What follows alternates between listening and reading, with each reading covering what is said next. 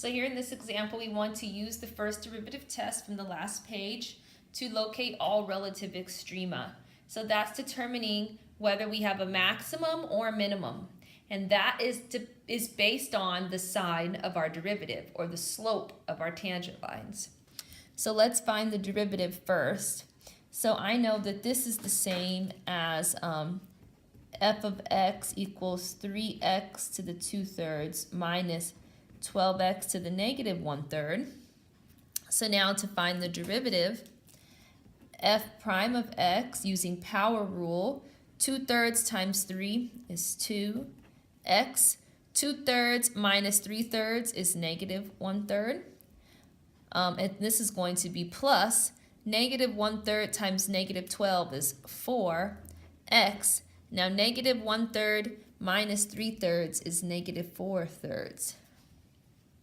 So we are trying to determine when this is greater than 0, less than 0, equal to 0.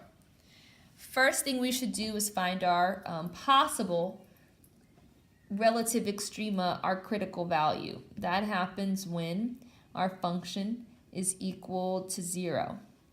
So this is 2 over x to the 1/3 plus 4 over x to the 4/3. When does that equal 0? Well, that'll be easier to find if I do a common denominator. I need to multiply this by x over x, and that will make x to the 4/3. So 0 equals 2x plus 4 over x to the 4/3, because 1/3 plus 3/3 is 4/3. So this equals 0 only when my numerator equals 0. So 0 equals 2x plus 4, x equals negative 2. So this is a critical value, or critical point. Now I need to determine if that critical point does give us a maximum or min. So if I plug in, if I take x as negative 2, I know it's 0 there. I'm going to check the signs of f prime of x to the left and to the right of that. So if I plug in a number less than negative 2, I'm going to use negative 8. Well, first, this denominator will always be positive, so it really doesn't matter.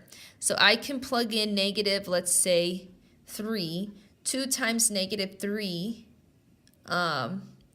is negative 6. Now, this is the same as 2 times x plus 2. That's probably better. If I plug in negative 3 plus 1, or negative 3 plus 2 is negative 1, is a negative. And if I plug in something greater than negative 2, let's say negative 1 plus 2 is a positive. So we know that our function is decreasing and then increasing. So therefore, x equals negative 2. At x equals negative 2, there is a local minimum value. So then we could take negative 2 and plug it in. I'm just going to save time. So my minimum is at negative 2 comma f of negative 2.